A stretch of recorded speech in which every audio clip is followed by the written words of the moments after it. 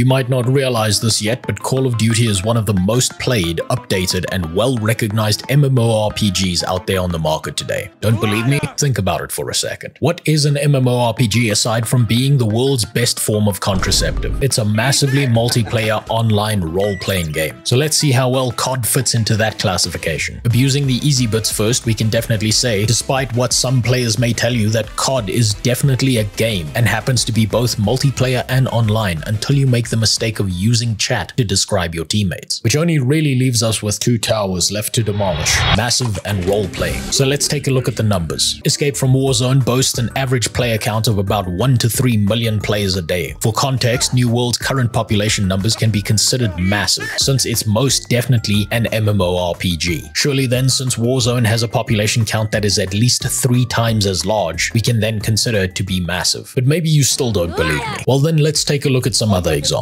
Modern Warfare 2 alone has a larger player count than these massively multiplayer games. Black Desert Online, Albion, Star Wars The Old Republic, RuneScape, EVE Online, Guild Wars 2, Mortal Online, Gloria Victis, Bless Unleashed, and everyone's favorite MMO, Shower with Your Dad Simulator 2015. And if that's not enough to convince you, then it's time to enter the Olympics as a world-class mental gymnast, with all those logical leaps you're gaslighting yourself into. But aside from establishing how bad you are at math, that means we've only really got one component left to qualify: role-playing. And all Call of Duty games have that in spades. You are birthed into the game and immediately start role-playing as a competent soldier, specializing in many horrific battlefield tactics, with a PhD in internationally recognized war crimes, and a minor in saying the N-word repeatedly. How many other MMOs out there do you know can drop you into a fantasy of their war-torn world with so little info and still you know exactly what you're here to do?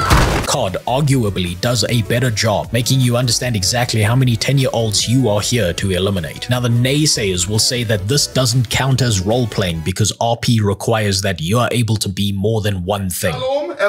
And that there needs to be some fantasy involved. But on both accounts, you're covered, because you're not just role-playing as a soldier, but as a weapon specialist, a competent sniper, an ATF agent who can't find a civilian's dog to shoot, a drone pilot operator, a missile pilot operator. But most frequently, you'll find yourself slipping into my least favorite, but most commonly occupied role of a well-ventilated corpse. And to those Danger Dan players who refuse to accept the reality that they're in the same boat as Destiny's Child 2, then realize now that one of the largest shaved yetis I've ever seen on the internet who plays games like this all the time is also one of the world's best role players. And that leaves only the fantasy left, and guess what? The descended games of are on the ball here too, because you get to fantasize about being on the giving and not receiving end of an LMG. When your local UN soldier arrives at your door, you get to explore the fantasy of what it would be like to launch a live grenade into a crowded room of equally psychopathic individuals such as yourself. But most of all, you get to live out the fantasy of being an automatic turret hidden in a shipyard container that I now call the box, because it's the only way I can get any kills with these levels of latency. It turns out Africans don't make good soldiers because it takes them 10 years to pull the trigger on a weapon. But within this special rectangle, we know not the bounds of human discrimination, only the joys of human elimination. And at this point in the video, you should be fully convinced of the propaganda I'm pouring inside your delicate but malleable, if oversized ears. But for those of you who remain unaffected by the success of MK Ultra, then now's where I drive the point right into your living room. To properly indoctrinate you without the use of percussive correction, we're going to have to play a game of similarities. First though, we need to define an MMORPG outside the confines of the word by cherry-picking the terms we like and ignoring the rest. We need to ask, what does it have? Why does it matter? And why do I have your IP address? First off, all MMORPGs have some form of leveling or progression system, character customization, and mega molding community of over-emotional people as defined by Diogenes. And hey, guess what? There's a leveling system, since you need to level up to be able to use anything but the default loadouts. There's character customization because you are playing as an assortment of firearms with a rather large dingleberry hanging off your back, and even that part of you gets a few preset customization options. As is required by law in the great year of 2023, all MMOs include pay to win, and so does this one. And for that last one, Need I say more? All the things you would expect to do in a modern MMO, from world exploration to grinding instanced content, to PvP, to PvE, to untrustworthy devs who never do what they say they will, and when they do, it's never good. It's all there and you can't deny it. There's even a rating system where you and a group of idiots that don't know where to stand get to try fire off your MMORPG at the metallic sky dragon that will attempt to use your body as a holster for lead. And what do you get for beating this raid boss encounter? Disappointment. Just like you did in every raid in every other MMO, because some asshole ninja looted everything and vanished with your stuff. In conclusion, there is no 5-page dissertation that you can write that I will read to convince me that I'm not correct, because deep down in your souls, you and I both know that MMORPG and COD players both share a deep homosexual bond with one another in continuing to choose pixels on a screen over real-life women. Now, I hope you enjoyed the short video essay that's based on real-life events. Man, shut the fuck! And combined with the suffering of a sloth man and an American who had to carry my ass through all these matches. And whatever you do, ignore the release date of this video.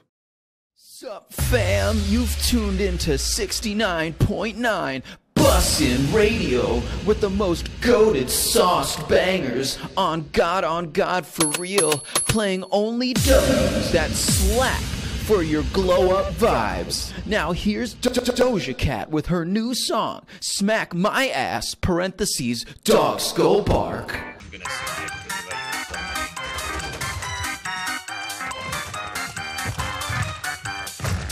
Oh god. What they're signing up for. Yeah, they know.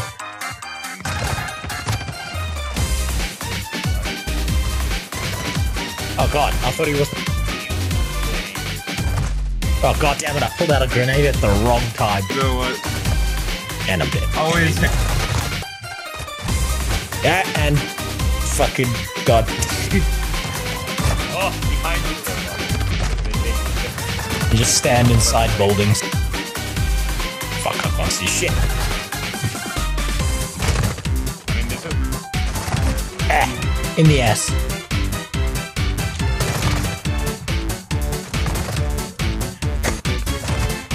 God damn it. Can't kill me. It's the bitch with the fucking. Oh god damn it. God damn it. Yeah, Lara Croft just got me.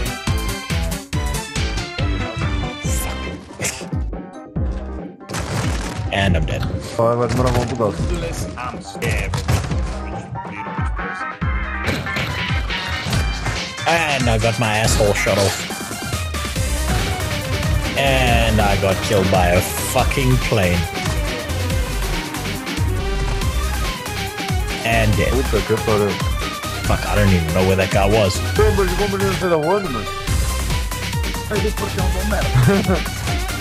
And I killed myself. Another vehicle. Where the fuck? And I got killed. Yeah, fuck you. Fuck you and your big goddamn LMG. It's one of the main reasons. Oh wow. What the fuck killed me?